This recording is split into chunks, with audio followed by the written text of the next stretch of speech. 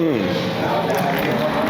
yes, it's that time again. It's Ping Culture Presents, and tonight we have got a 737 pilot and jet-setting legend. So we're starting at the Fulham and Chelsea's legendary The Goats. So we're going to have some dinner here, interview here, and then enjoy the rest of our night at some wicked places. Let's go. It's that time again. We're in a fancy venue.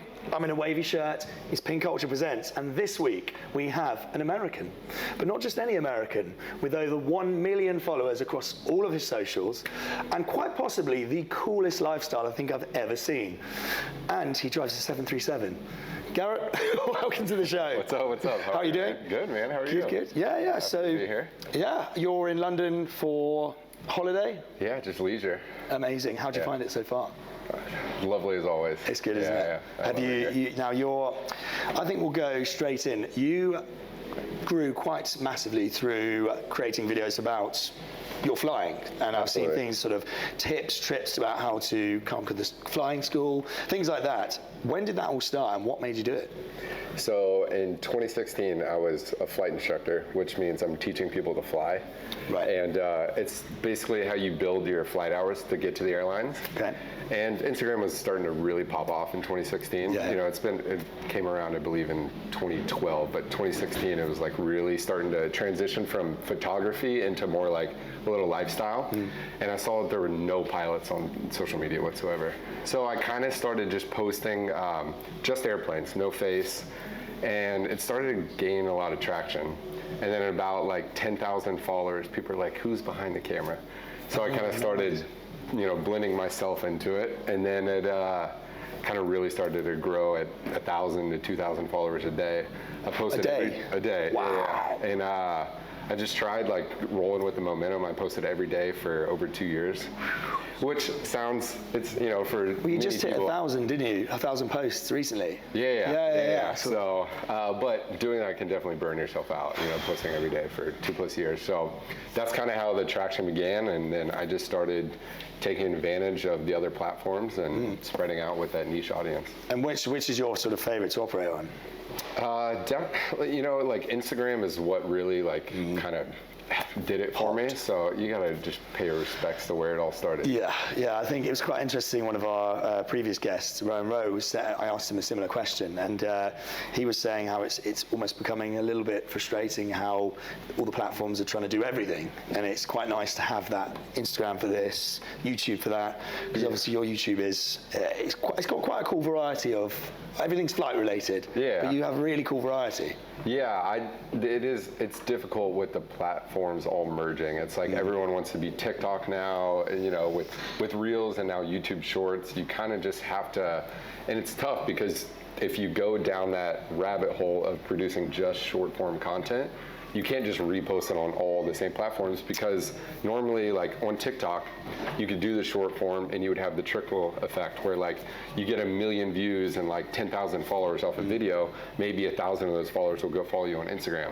But if you're reproducing the same content across all platforms, that trickle effect kind of that's interesting. I hadn't thought about that. Yeah. It's thank you very much. Well, cheers, mate. Lovely to see you again. Yeah, absolutely. Happy to be here. Yes. So, I mean, I always find for me, I think I have a sort of subtle obsession with aviation. I just think it's when you look at, for example, the A380, I just look at it and I'm like, how the hell do they build that? And how does that get off the ground? How do you, I mean, obviously you started with smaller planes. How long did it take you to transition to a 737? Yeah, so you start in like a 2 or a 4-seater, typically like the Cessna, everyone's heard of that, Cessna 172. And that's how you build your flight time. And then it's quite different all over the world, but the United States has some of the strictest like safety regulations and rules, and you have to get to 1,500 flight hours. 1,500? Yeah, so that's 1,500 hours up in the air of flight instructing, or there's copious ways to do it, whether it's being a aerial surveillance, like someone that just flies over and takes pictures of construction sites, or a parachute pilot, So there's tons of different ways to build flight time, but then you slowly move on to multi-engine airplanes, which can still be just 4-seaters. Yeah. And then you finally, get your dream job of starting at a regional airline.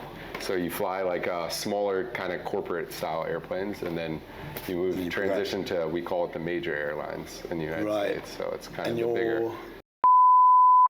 Yes, we love it. So they're the big silver planes. Yeah. So they're quite distinctive. I mean, for me, I remember even just driving lessons, you're like getting into a car, you're like, oh shit. How on earth did it feel getting into a 737 cockpit? That must be crazy. It's mind-boggling, and still, I truly believe it's the best job in the world. Like, that's my office. That's my office, which is insane. Cool office. And every day is different. You're going to new destinations. You're encountering different situations, and it's so much fun. And do you have to train? Because I've seen a lot of. By the way, I completely agree. That is the coolest office in the world, without a shadow of a doubt. Absolutely. It's just something about being a pilot, which it's always had that prestige, isn't it, in the films. And it's just a shame you can't sort of go in and see the captain and hang out as you used to. I never got to do that. So. Yeah, we still have kids that come in, when they're boarding and they take the pictures, which is awesome. But yeah, it's definitely a little stricter now these days. And how many people are in the cockpit normally? Well, it just depends. So, like, if you have long haul flights, like the airplane that I rode over here, which was a 777. Did you fly it? No, it was just passenger. No. But those are augmented crews, so they'll have the captain, first officer, and then an IRO, International Relief Officer. So you take breaks throughout, and because we only have, in the United States, we have something called duty limits, so we can only actually operate the aircraft X amount of hours in a day. So. Does that change depending on? Yeah, depending on when you start, how many flights you have that day. There's very many stipulations around. And have you, so with this, you're obviously 737 now, are you able to sort of float between planes, or is it like? No, it's actually whatever you're trained on at that time. We call it a type rating. So you have to go through an entire school. So let's say I go type rated on the 737 right now. Yep. I will keep that type rating if I want to go over to the 777, which is the big airplane that comes over here. But I'm not qualified to fly the 737 anymore. I see. So every time you go through a school and you're now qualified, you're just qualified on just one airplane. Right. Oh, that's interesting, because I thought you would. I guess it makes sense, because if you flick the wrong button. There's so many systems and stuff involved, and you have to, so many numbers you have to know, weights, speeds, limitations. Looking at that, looking at the cockpit, air crash investigation is my knowledge, but you see the cockpits and you're like, how the hell do you learn all the buttons? It's like, there's hundreds, thousands of buttons. Yeah, airplanes are so automated now these days. We're really up there if stuff does go wrong. Like, that's the primary reason. I mean, safety is, airplanes are so safe now these days. It's substantially more dangerous to drive to the airport than it is getting on an airplane and go I think I know the stats, because I spent all last night watching his YouTubes. It was 1 in 1.34 billion chance of dying on an airplane, you said. Yeah, it's mind-boggling. Like, you have a better chance of falling out of your bed and hitting your head and dying, or being struck by lightning twice in one day, or drowning in your own bathtub. It's incredible, isn't it? It's incredible. It's just such a cool profession. So one thing, obviously, with Ping, you found out last week, it's all about finding the coolest places, and luckily we got to do a few with you, and we're going to do some cool ones tonight. But you must be able to travel to some pretty epic places and countries, obviously. Same thing, really. What's are there any? I'm going to go with. Are there any cities that you've just gone, holy shit, I did not expect this to be? Yeah, so something that's just beautiful about being in the airline industry, more so in the United States, is flight benefits. Being able to, we call it non-rev, so we can just jump on an airplane if there's an open seat and go wherever, whenever. Wow. And with our flexibility with our schedule, it's phenomenal. Like, that's being able to come here just for a week, just because. But I've done this thing with a couple of friends that are also airline pilots, so we both have the same travel benefits. Yeah. And we'll just start west. Like the last huge trip that we did, we started in LA and we wanted to do a lap around the world. So we flew into Narita, Tokyo, spent a few days in Tokyo, and then on the last day we're like, all right, where do we want to go next? Jump down to Manila, the Philippines, then go to Cebu, and go to Hong Kong. Oh, for God's sake, this is not fair. And that's how, we talked about it before, but ending up in Dubai. And I was like, it's kind of weird, but I'm not the biggest fan of heights. So you wouldn't get that from his Instagram. I was seeing like skydiving. Well, so I was in Dubai, which is just phenomenal. Everyone, you got to experience Dubai, which is a city that I was like, wow. It's bonkers, isn't it? Yeah, and skydive Dubai is like this. It's like the place to do it. And I was like, if I'm going to lose my skydiver journey, it's going to be in Dubai. With the view of the palm. Yeah. Oh, yeah. It's on Ping, by the way. Yeah. But yeah, I mean that's something for me. I've said it's got to be Dubai, because I was going to do it in Austin when I was there, but just thought It doesn't beat that palm. Yeah. No. It's kind of expensive, but you get your own cameraman. Oh, do you? That jumps with you as well. What, as in he's opposite you? Uh-huh, Oh, that's yeah. sick. That's crazy. cool. So it's definitely like, if you're gonna do it, it's one and done. Dubai. I'll probably never do it again because I felt like I was going in cardiac arrest. Yeah. What did you think of the nightlife there? Because a lot of people love it. A lot of people are, it's just too much. It's too expensive. It's not, you never really feel comfortable. What was your opinion? Well, we're in London. It's quite expensive here, so I didn't dabble in like the heavy nightlife there. Right. I believe we stayed out on the Palm, which has some good places and nice, lovely hotels, which you really don't even need to leave the property. You know. It's a lot of the clubs. So a very good friend of mine, Jen, she's a DJ, so she's in Dubai, and she's just progressed across all these amazing clubs. She told me in Dubai you can only have a club if you're within a hotel, license-wise. Oh, really? Which makes sense as to why you're saying you don't need to leave. Interesting. Yeah. We didn't really leave the property that much. Where were you staying? We stayed at the W. Oh, that's good, isn't it? Oh, it's beautiful. It's awesome. Yeah. W's just smash it across the world. Yeah. So what about, I saw you were in Tokyo. Uh-huh. Now Tokyo, that's bucket list, I think, for anyone. I think Beautiful. What do you think of Tokyo? That must be It's so clean. The transportation is phenomenal. The people are great. It's an awesome place, and it just reopened recently. So I definitely want to return. Oh, really? Yeah. Did it? I didn't know. I thought it was just. Yeah, they were pretty. The restrictions were pretty. COVID strict. So, yeah. Okay. Well, moving on to something which I found really cool about you, as you're clearly a born entrepreneur. You've done loads of stuff, but your apparel brand, Flight. Mm-hmm. What on earth made you do that? And tell me about it. And yeah, so it's we're kind of talking about a dying child now to me, but no, but it's good. No, it's good. So I started Flight Apparel because I just wanted some. It's kind of the thing to do when you get an Instagram following. I felt like, and I wanted it to be different. I didn't want it to be like merch. I wanted it to be its own thing, and I wanted to incorporate flying into it. So that's kind of where I came up with Flight. It's a cool name. So I operated it for 2.5+ years now, and I just got into, it's now closed, but I was in a trademark lawsuit. A golfing brand filed Flight 2.5 months before me. I presume called Flight. Called Flight, So we battled that for 2 years, and because they filed just before me. So annoying. But it's okay, because it's a blessing in disguise, because it wasn't the longevity, it just wasn't what I was looking for. Really?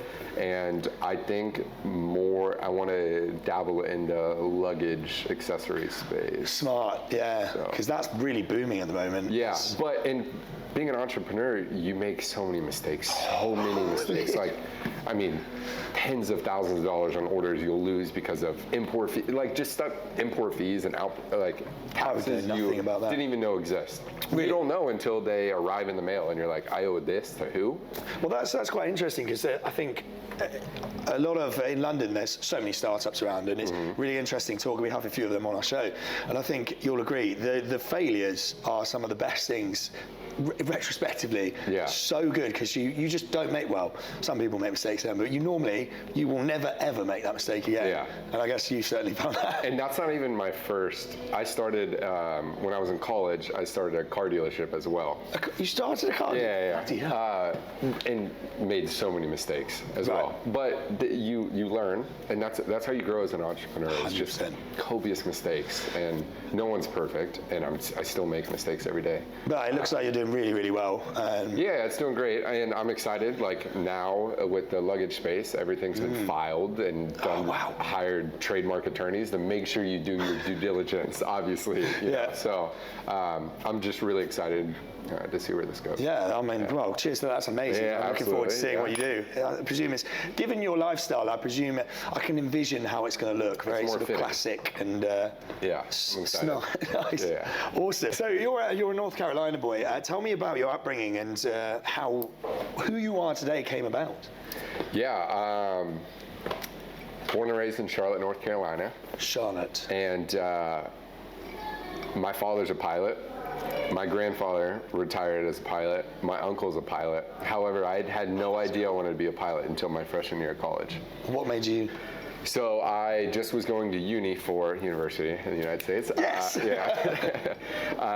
For business. I just figured that was fitting, just because it's kind of just been in my blood. That's what's interests me. And I got a job at the airport, local airport there, just a small airport. They had a real small flight school. We call it a line boy.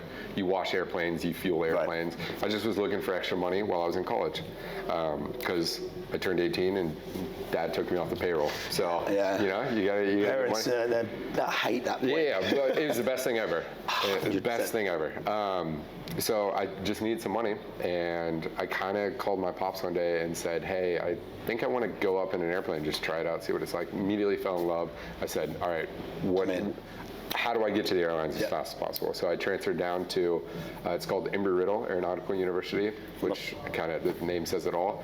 I got a bachelor's degree in aeronautical science while getting all my ratings, and made it to the airlines. How long did that take to go from idea to 737? To 730. So you go to the regionals first. Yeah, so I made a big assumption. No. But that's it's kind of different in the United States. You go to the regionals and then the majors. But to get to the regionals, it took about 5 years. That's not bad. Yeah, and then I spent about 4 years at the regionals to get to flying a 737. Yeah. So 9 years total. That's not. It's not bad, is it? No. It's not. Jesus. It's not I mean, it's what a hell of a job. There's 787 flying over right now. Is it? It's something His peripheral vision just caught a 737. It's true though. You do. I guess anything you're passionate about, you notice these things. You can spot an aviation geek walking down the road because you'll always be looking at. What's your view about obviously Top Gun coming out? Would you ever want to drive one of those? Drive, fly? Fly. But a lot of people, they won't go the regional route. If they don't go, they might go the military route and then get to the majors. That time is come and gone, so it's kind of right. Yeah. But still, 29 years old now. So. Oh, are you? Yeah. Jesus, you're flying 737s at 29. Yeah, it's pretty lucky. That's pretty awesome. Yeah. So let's go into some stories. Where you've obviously traveled to some amazing places. Where is your favorite bar in the world, and why? Favorite bar in the world? It's a fucking hard question to answer. Oh, man, I have no idea why this popped in my head, but while I was in college, I dated this girl that was half Indonesian, half Swiss, and we went back home to Indonesia, to her home, and we were in Pangandaran, which is, no one will probably know where that is. Christina said that was her favorite airport to land into.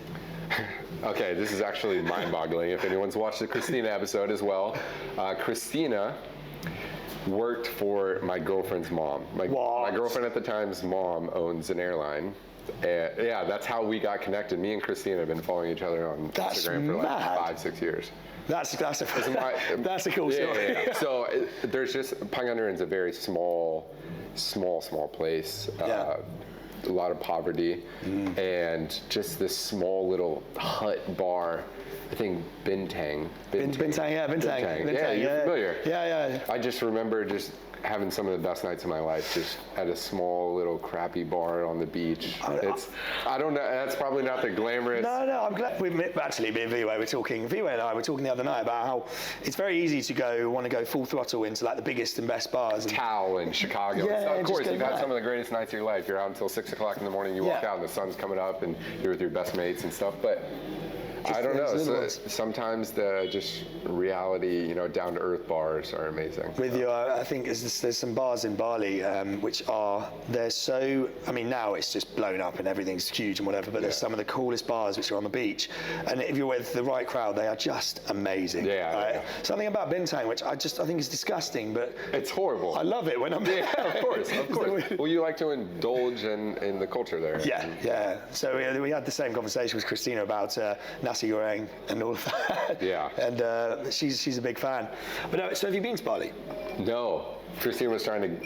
Mate, you have to go. Yeah. It's like we're debating between Cape Town or Bali for New Year's Eve. That's too funny. Yeah. Cape Town. I don't know. Playing New Year's Eve in Bali is some banging places. Well, I'm trying to make it back home. I don't want to become deceased in a foreign country. Yeah. I mean, both those countries are they're top two in my list. Yeah. Cape Town is unbelievable. I've never been to Cape Town. It's been probably number one on the bucket list forever. They're two. I mean, I don't blame you. They're two countries where when adding places to ping, you just instantly want to go out there because you're like, oh, that's amazing, everything's amazing. It's gorgeous. Some of the most idyllic places in Cape Town is, I mean, yeah, you'll fall in love. Yeah. It's incredible. But it seems like there's a lot of, I don't know what the word is, criticism behind your work hours. Like some pilots are just worked into the ground. Is that the case for you, or? So there was an accident, a Colgan crash, that happened not that long ago that actually elevated the hours from getting at the airlines at 300 hours to 1,500 hours. And it also brought on, we call it FAR, which is Federal Air Regulations, I believe. Oh my God, don't crucify me. I'll dub it. Yeah. I should know that brain fart right now. But it's 117, and it basically implements flight duty rules. Right. And that's what implemented us not being able to work 19 hours and fly 19 hours in a day. So because that's a long. Of course.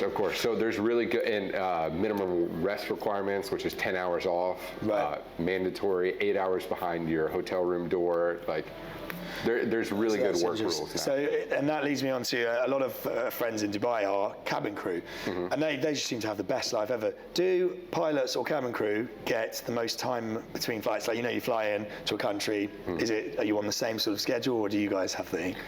So it's vastly different. Like the airlines out, like Emirates, for instance, they have their cabin crew is massive. Because they fly such a big aircraft, they have so many. We only have 4 flight attendants on the 737. So sometimes if I go out on a 3-day trip, a lot of the times we'll get numerous rotations of cabin crews. Okay. So if I have 3 flights in a day, I might have 3 different cabin crews. Oh, really? Yeah, and we don't always stay at the same hotel either.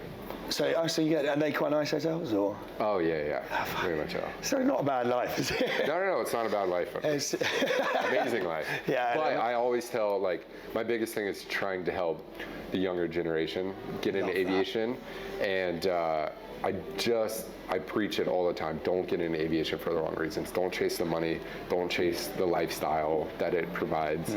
Just get in it because you love flying, because the last thing you want to do in this career is invest so much time and money into it and then get burnt out because you were chasing X or Y. I love that. That's really that brilliant, because I think that's something. I was actually reading a book which summed that up beautifully. It's like you following something you're almost destined to do is where you'll find real fulfillment. It's so true, and I think 100%. Especially in a job where you're caring for people's lives, if you're like, oh, absolutely, I've got another. Yeah, like my father, for instance, he's been flying with the airlines for 38 years. Wow. He said he still loves his job every day he goes to work. That's awesome. Yeah, so that's like what I want to portray in the profession and the reason why you should get in the profession. Why do you like it so much, just out of interest? What is it about? Because it's always different. It's always different. It might seem routine because you're flying from New York to Dallas, Texas 3 times in the month, and you're like, okay, I know this route, I know exactly where, but you get weather, you get a sick passenger, you get something happens with the aircraft in flight, just anything, it changes every single flight. That's awesome. Yes. And it gets boring if it's so routine, Yeah. It's like you driving home from your 9 to 5 every single day and you don't even know how you got home because it's so routine, you're like, oh, I'm home. That's spot on. I think that's a lot of 9 to 5ers will experience that. You're zombie mode on the way home. Yeah. And that's something that's great about this job is your schedule is never exactly the same. Wow. So you're not working 9 to 5 Monday through Friday or whatever. So how many countries have you traveled to then? Or you probably don't know, I guess. 40-ish maybe. But see, a lot of it comes from me leisure travel. Yeah. For me, because I'm so fortunate of other things that are going on in my life, I typically try to reduce my flying schedule as much as possible so I can take advantage and play with the different avenues in my life. I love that, and I think I was saying to Christine as well, you've been given an opportunity where you can do that. Why the hell would you not? Yeah, I mean, it receives criticism within the aviation community 100%. Does it? No, absolutely, yeah, and I understand it. Some of the content I can make can come off very cringy, but it's not for people that are airline pilots. It's for people that want to pursue the passion, or people that are in high school that are like, oh wow, I can do this if I become a pilot, or like that's the real life behind it. It's an interesting point you raised there, because I think it is quite bizarre, particularly in London, how I realised this the other day, the bitterness that comes from people about, say you make videos on fitness or piloting, is never from people who are not in it. It's always from people who are trying to do similar things. Of course. Which is, it makes sense, but you still... You just gotta have empathy for those people at the end of the day. I just feel bad for them. Yeah, I really do, genuinely, because I've received so much backlash before. Because really? Yeah, absolutely. I've put stupid videos out before, which you know, I don't regret, but you're just like, maybe I should have like thought about that a little bit more or something. So as you grow and mature and stuff, you know, it's like you look back at a video I might have made in 2017 and you're like, that's quite cringe. I do that. I think anyone who looks back at themselves, even 2 years, you're like, I shouldn't have done that. It's like thirst traps. Like I'm 29. Why still put the occasional thirst trap out? Yeah, you got to, because it'll go viral. That's it. Clickbait. Sometimes you have to when you're in this space and people see it that are not in this space and they put like negative comments, you don't understand how you have to play in this space. Like you have to do stuff that sometimes will just play into the algorithm. If you're gonna play into the algorithm and play with clickbait, you just gotta make sure that you're not like playing in drama where you're bringing other people down. You know what I'm saying? That's the only thing. It's like, I say this, I don't care what you do for a living, as long as you're not taking from others, then so good. Love that, Garrett. Love that. That's so true. It's getting fulfillment from giving to other people is the one. It's the one. It really is. I think you realise that when you get to 25, 26, maybe earlier, maybe it's a bit late. But it just feels good to help other people and whatnot. Well, so what I love to do with our guests is, so Garrett is a jet setter. He loves travelling, exploring. Well, you like the best experience you can have, I take it. Absolutely. So normally when people come to London, they do the standard clubs, bars, whatever. We're going to take him for something a bit different. So we're going to the Chelsea Funhouse next for let's just say an old-fashioned drinking experience. Oh boy. And then we're going to Archer Street, which in my opinion is the most fun bar in London. All the staff are musically trained, so they're all theatre professionals, incredible voices, and they will sing any tune all right. So thank you so much, mate. I really appreciate you coming on. Absolutely, man. And let's have a good night. Yeah, let's do it. Cheers, bro. All right, cheers. Lovely stuff.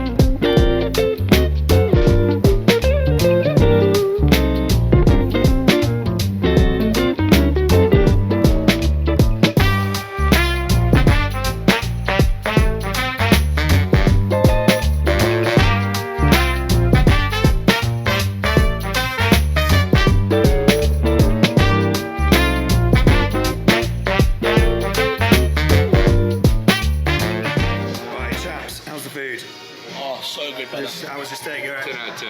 Excellent. The goats. Love it. Sure. I love it. We've got some English lingo. Yeah, I rate this. Yeah, love it. I'd be banging. Unreal.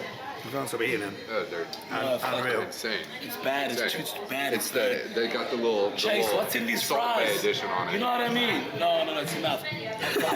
I'm done. Nah, I should have gone. I already cleaned my fingers. I'm out. I'm out. Done. I'm done. Steak is steak. Done. Get your protein in first before the carbs. What was the fish? The fish was popping off, brother. And we are at stop number 1. Now, Garrett, he's experienced the gut. How's the food? 10 out of 10. Excellent. I rate it. Yeah, I rate it. You fucking. And now we are at the Chelsea Funhouse. Now, I've not told Garrett what we're doing. Any guesses? I think the name is going to speak for itself, for sure. Yeah, I think you'll be surprised. So let's do it, bro. Let's go.